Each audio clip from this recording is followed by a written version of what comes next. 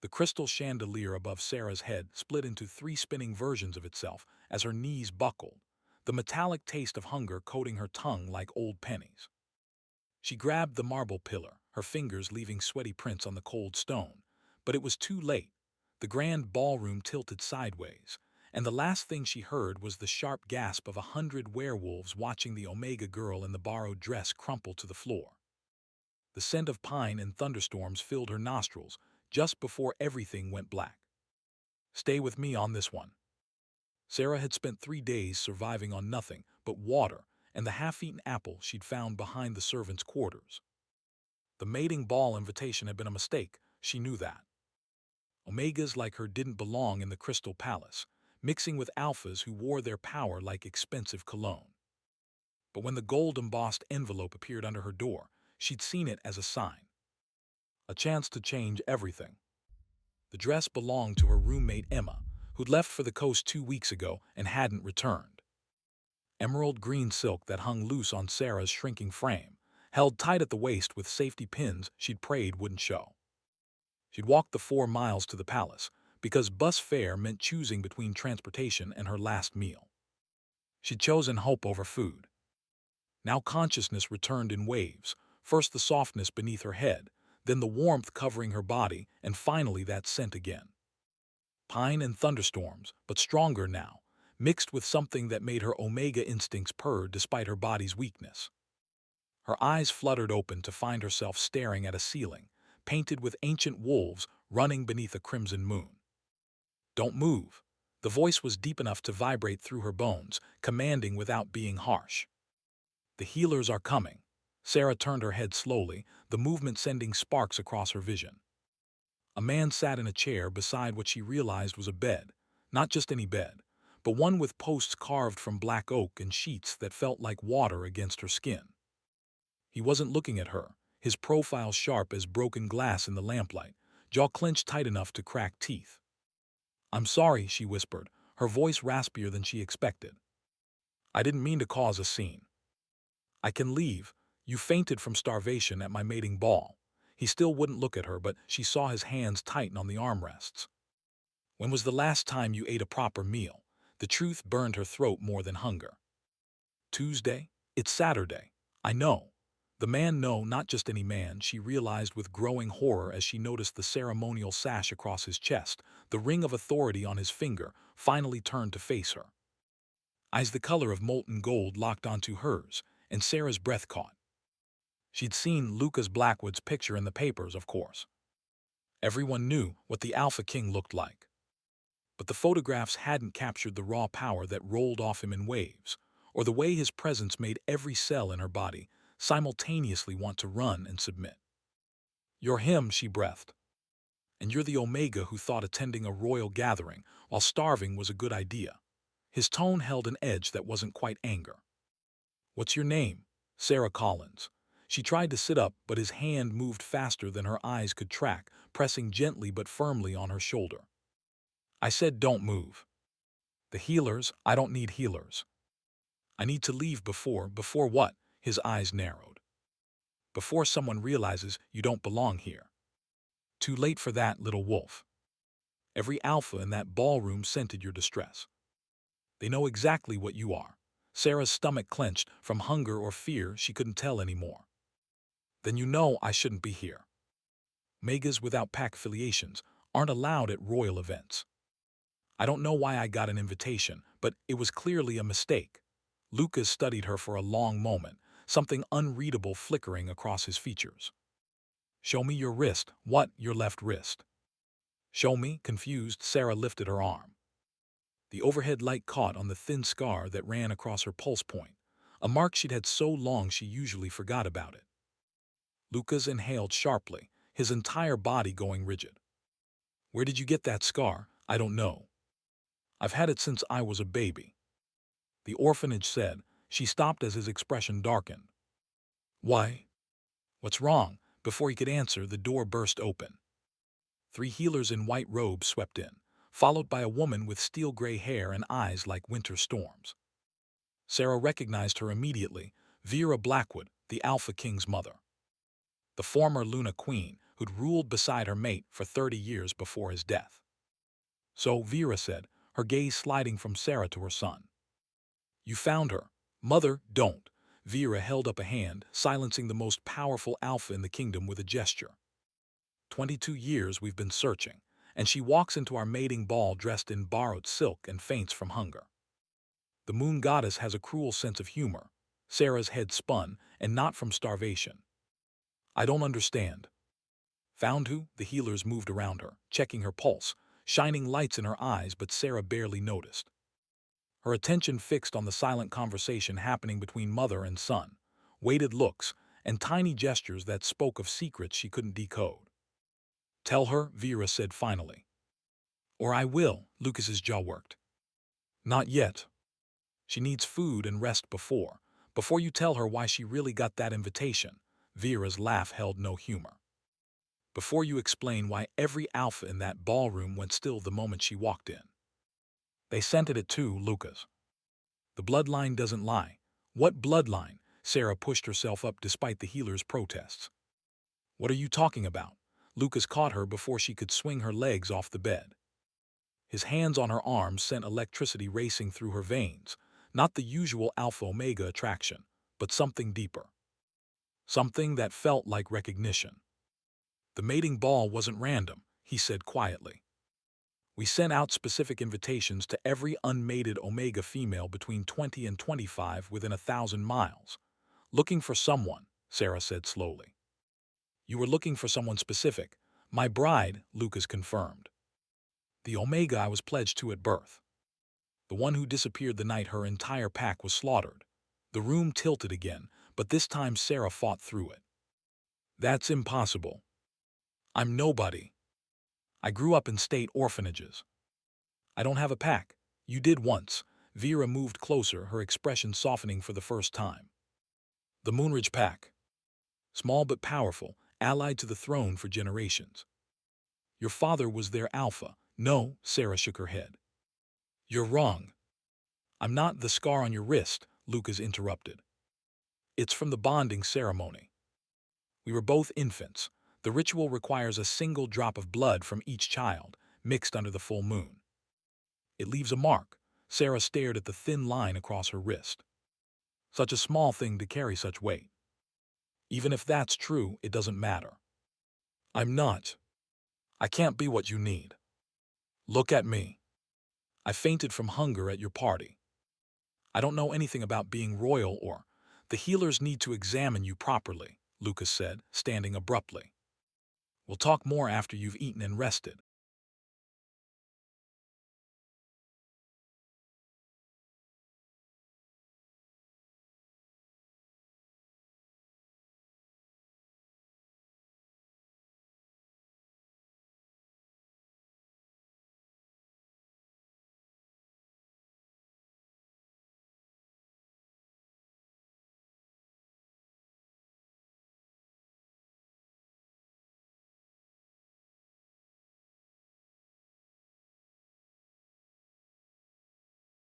Our best trackers. The question is why, and whether they're still watching, Lucas said quietly. A chill ran down Sarah's spine that had nothing to do with her empty stomach. You think I'm in danger. I think the timing of your appearance is interesting. Lucas's eyes glowed slightly in the lamplight. 3 packs have gone missing in the last month. Rogues are organizing in numbers we haven't seen in decades. And suddenly, the lost Omega princess walks into my mating ball.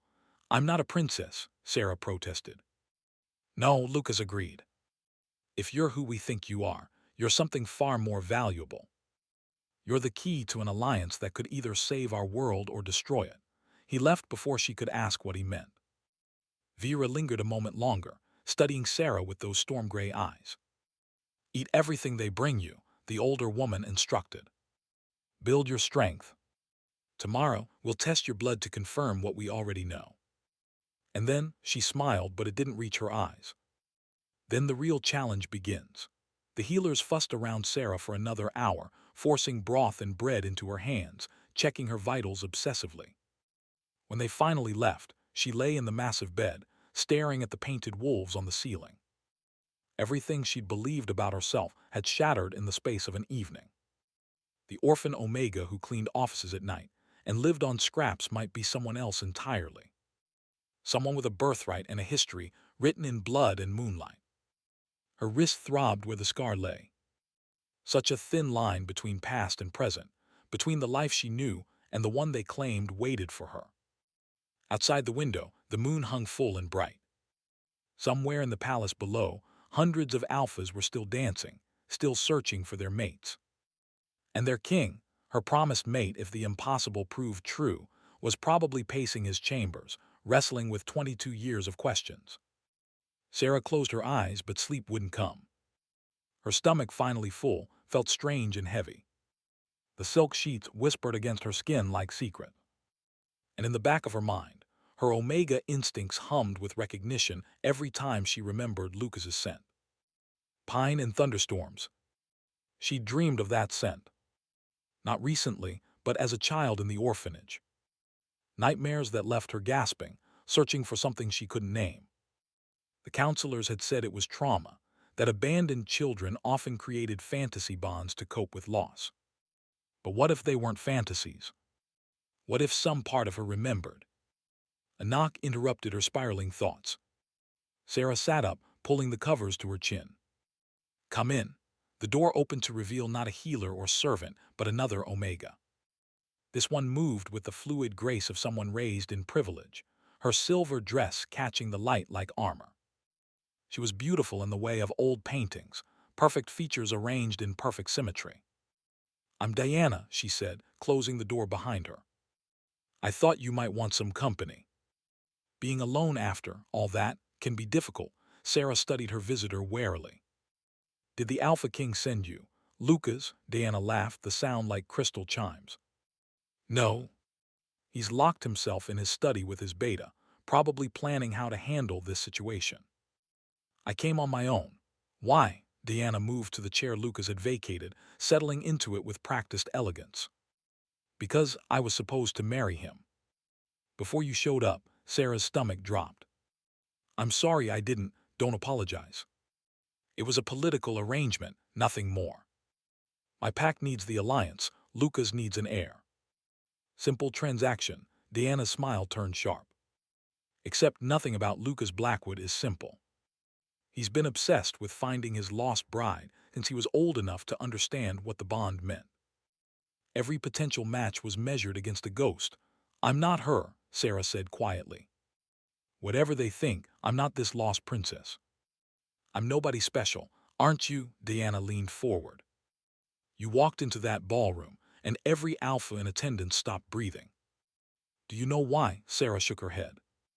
"Power recognizes power. And you, little orphan Omega, reek of dormant power. It's in your scent, buried under years of suppressants and starvation, but it's there." Diana's eyes glittered. The bloodline of Moonridge was special. They could do things other wolves couldn't. Things that made them valuable allies and dangerous enemies. What kind of things? Dream walking. Prophecy. Some say they could speak to the moon goddess directly. Diana stood, smoothing her dress. "If you're truly the last Moonridge heir, then you're either our salvation or our doom.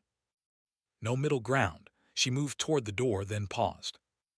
"A word of advice. When they test your blood tomorrow, don't fight what comes. The awakening can be intense if you resist. Awakening."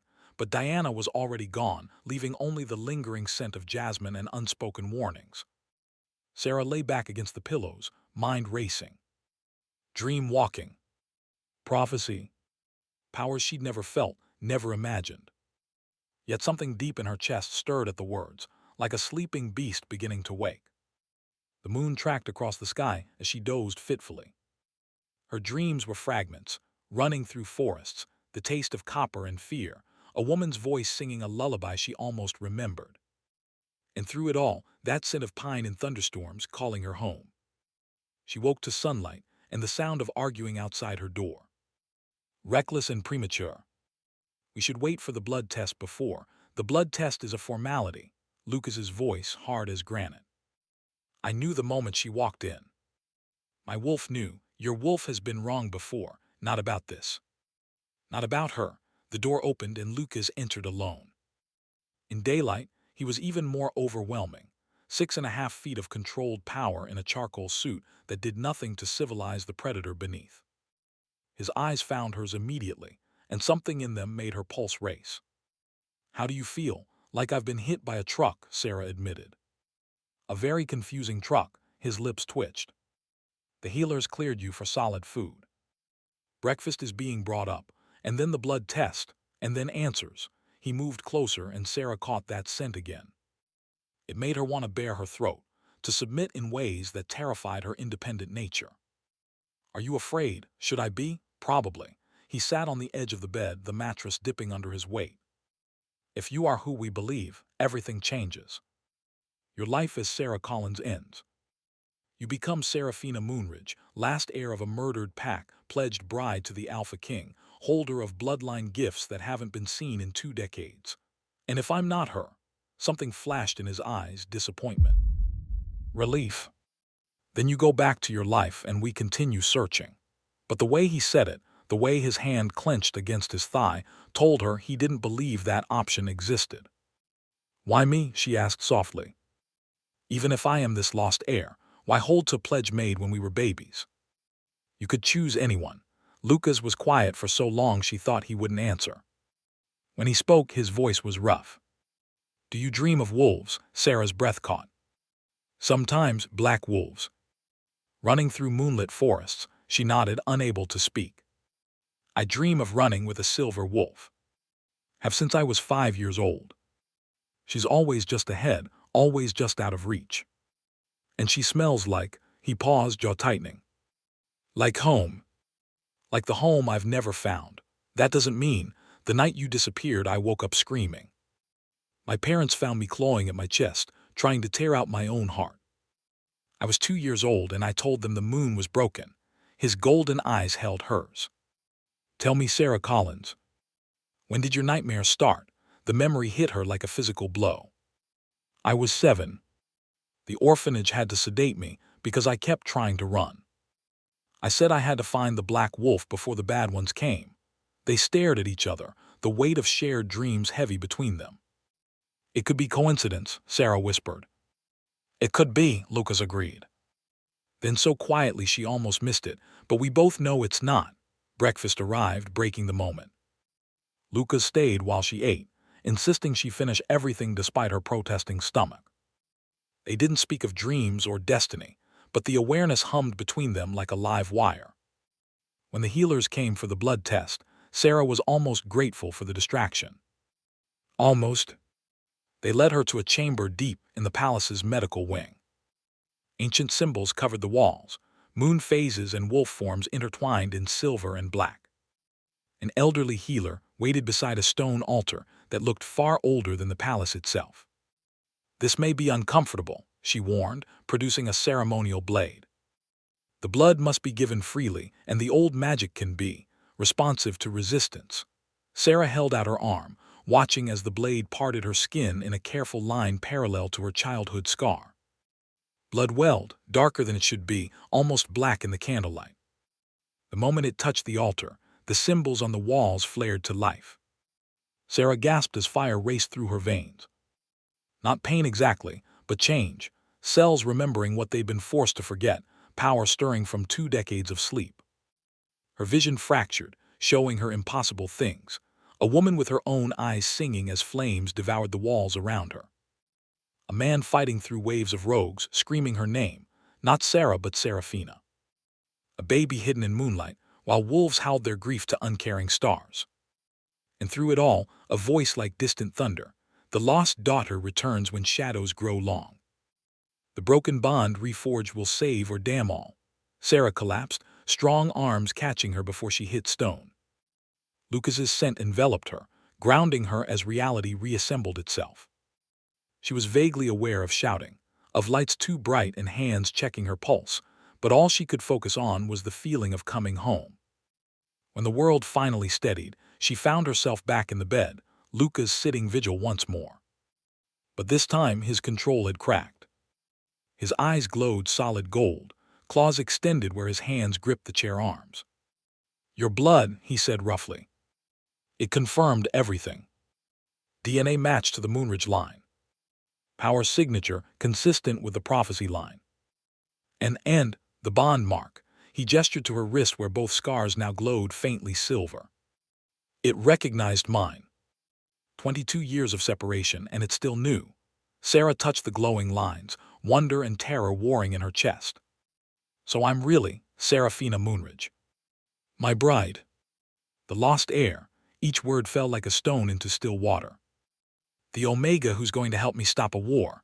What war? Lucas stood, pacing to the window. Outside, storm clouds gathered despite the morning's clear sky. The same one that killed your pack. The rogues didn't disappear after that night. They went underground. Built numbers. Waited. And now they're moving again. But why? What could rogues want with? Sarah stopped, pieces clicking into place. The prophecy.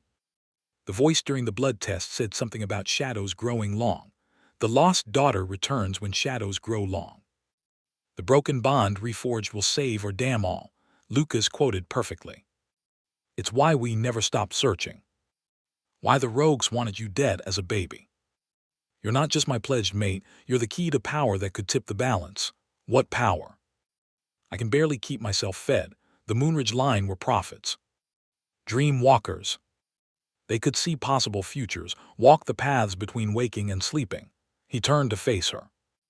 With training, you could tell us where the rogues will strike. When? How to stop them before they destroy everything we've built. Sarah's head spun. Yesterday she'd been nobody, a hungry Omega scraping by on minimum wage and stubborn pride.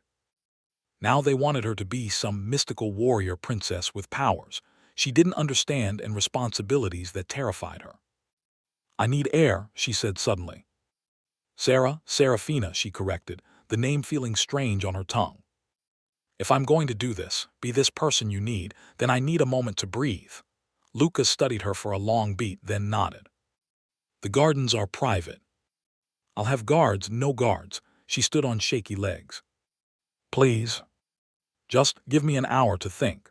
She could see him fighting his protective instincts, the alpha need to keep his Omega close and safe. But finally he stepped aside.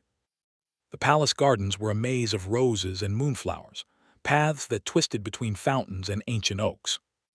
Seraphina, found a bench beneath a willow and tried to make sense of her fractured world. The power hummed under her skin now, no longer fully dormant. She could feel things, the gardener's arthritis acting up 3 rows over, the nest of rabbits hidden beneath the hedge, the storm Lucas's emotional turmoil was pulling from clear skies. That stopped her cold. She could feel his emotions. The bond mark on her wrist pulsed, and suddenly she understood. They'd been pledged as infants, blood to blood under the moon. Even 22 years of separation couldn't break what the old magic had forged. It's overwhelming at first, Sarah jumped. Diana stood on the path, today in pale blue that made her look like winter morning. The bond awareness, Diana continued, settling beside her uninvited. Feeling what he feels. Knowing when he's near. It fades to background eventually, but the first few days are intense. You sound like you're speaking from experience. I had a mate once. True mate not arranged. Diana's perfect mask slipped, showing grief beneath. He died 3 years ago. Rogues, I'm sorry, so was I. Sorry enough to agree to political mating with a king who'd never love me because his heart belonged to a ghost. Diana laughed bitterly. Turns out the ghost was real. Sarah studied the other Omega. You're not angry at you. No. You didn't choose this any more than Lucas chose to spend 22 years dreaming of a silver wolf. Diana stood, brushing imaginary dust from her dress. But others will be angry. The packs who wanted their daughters to be queen. The rogues who thought you dead. The council members who have grown comfortable with a weakened throne. Weakened. An unmated alpha king is vulnerable. No heir, no queen to share the burden of rule. Lucas is strong, but he's been fighting alone too long. Diana met her eyes. You could save him. Or you could destroy him. The choice, despite what everyone will tell you, is yours. She left Sarah alone with that terrifying thought. The first drops of rain started as Sarah made her way back inside. By the time she reached the medical wing, it was a full storm. Lucas's emotional turmoil made manifest. She found him in the same room where they'd done the blood test, staring at the still glowing symbols on the walls. He didn't turn when she entered, but she felt his awareness of her like a touch. "I'm not ready for this," she said quietly. "Neither am I." The admission seemed to surprise him. "I've been preparing my whole life to find you, and now that you're here, it's not what you expected." He turned then, and she saw the vulnerability beneath the alpha mask. "You're exactly what I expected. And nothing like it. And that terrifies me more than any rogue army." Serafina, moved closer, drawn by instincts older than thought. "Tell me about the night my pack died. Tell me what really happened." Lucas's jaw tightened, but he nodded. "Sid, it's not a short story, and not a kind one." They settled on a bench against the wall, close enough that Sarah could feel his warmth but not quite touching. When he spoke, his voice carried the weight of years. "The Moonridge pack was small but crucial. Your mother was the strongest prophet born in centuries. She could see dozens of possible futures, could guide alphas away from disaster. Your father was a warrior, trained by mine. Together they were formidable. Were they happy?" The question slipped out before she could stop it. "Very. I remember visiting with my parents when I was young. Your mother would laugh at your father's terrible jokes, and he looked at her like she hung the moon itself. A ghost of a smile touched his lips. You were barely walking, but you'd follow me everywhere. My mother said it was the bond. Even then." Sarah's throat tightened. "And the night they died, your mother saw it coming. She sent word to my father, warning of an attack. But the message was intercepted. By the time we realized something was wrong, it was too late." His hands clenched. 47 wolves died that night. The entire pack except for you. And when we arrived, I was gone. Blood trail led to the river and disappeared. We searched for months. Years. Every lead went cold. Every sighting proved false. It was like you'd stepped out of existence entirely." Sarah absorbed this, pieces of a puzzle she was only beginning to see. "Someone saved me. Hid me. Someone with enough power to mask your scent from every tracker in the kingdom. Someone who knew keeping you hidden was more important than keeping you comfortable." He looked at her raggedy clothes pointedly. "Though I question their methods, maybe comfort would have made me weak," Sarah said, surprising herself. "Maybe I needed to be hungry to be ready for this." Lucas studied her with those golden eyes. "The council convenes tomorrow. They'll want to test your abilities, verify your bloodline publicly. There will be challenges. Not everyone wants the Moonridge line restored. And you? What do you want?" The question hung between them, loaded with possibilities. When Lucas finally spoke, his voice was rough. "I want to stop waking up reaching for someone who isn't there. I want to fulfill the promise I made to your father's memory. He stopped, jaw working. "What? I want to know if the woman from my dreams is real, or if I've been chasing moonlight." The honesty of it broke something in Sarah's chest. Before she could lose her nerve, she reached out and took his hand. The moment their skin touched, electricity raced up her arm. Not painful, but right in a way that made her eyes burn. Lucas inhaled sharply, his fingers tightening around hers. "Your hands are cold." "I'm always cold," she admitted. "Never could get warm enough. The orphanage said I was anemic, but tests came back normal. Moonridge wolves run cooler than most," he said softly. "It's part of what makes them such strong prophets, closer to the space between life and death where visions live." Sarah shivered, and without hesitation Lucas shrugged out of his jacket, wrapping it around her shoulders. The scent of him enveloped her, pine and thunderstorms and safety she'd never known existed. "Better," she nodded, not trusting her voice. The jacket was still warm from his body, and for the first time in memory, the cold that lived in her bones began to ease. They sat in comfortable silence, hands still linked, as the storm outside began to calm. Sarah could feel Lucas's emotions settling, the frantic energy that had been driving the weather smoothing into something quieter. She wondered if he could feel hers too, the tangled mix of fear and hope and recognition. A knock shattered the moment. Vera Blackwood entered, taking in their joined hands with a satisfied nod. The council has been informed, she announced. They're demanding immediate verification, of course. Lord Garrett is particularly insistent that we're being deceived. Lucas growled, the sound raising every hair on Sarah's body. Garrett will be managed, Vera interrupted smoothly. But we need to prepare. Serafina must be presented tomorrow morning, and she'll need to demonstrate at least basic control of her gifts. That's impossible, Sarah protested. I don't even know what my gifts are. Then we'll find out together. Vera's smile was sharp as winter wind. I've arranged for the old training rooms to be opened. My grandmother was Moonridge born. I know some of the techniques. Mother, she's exhausted. I need to not embarrass myself in front of your entire council, Sarah interrupted. Both Blackwoods looked at her in surprise. I've been hungry before. I've been tired before. I've never had the fate of a kingdom resting on whether I can have visions on command. Lucas squeezed her hand. You don't have to prove anything to them. Don't I? Sarah stood, his jacket still around her shoulders. They think I'm a fraud or a threat. Either way, showing weakness gets me killed. I've survived too long to die now because I needed a nap. Vera's grin was almost feral. Oh, I like her. Yes, my dear, you'll do nicely. Come. We have work to do. The training rooms were deep beneath the palace, older than the structure above.